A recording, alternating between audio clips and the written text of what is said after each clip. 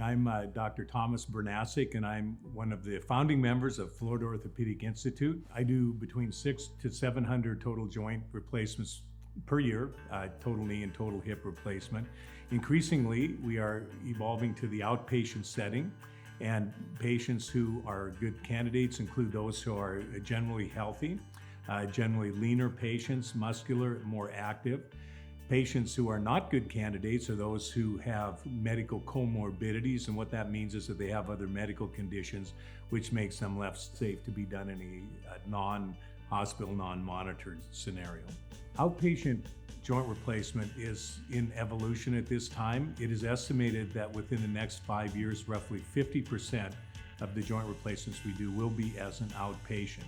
So at this point, we are still, I think, in the beginning of this process, and it is significantly and very rapidly increasing in numbers.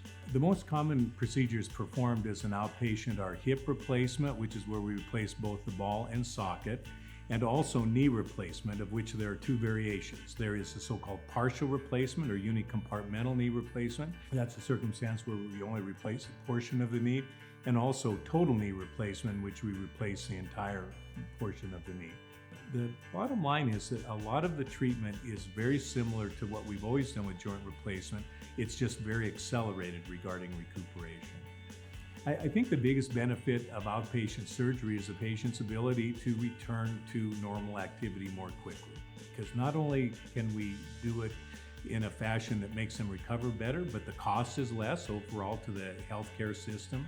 And our intention is to provide not only the best patient care, but to improve care for everyone by the research that we produce.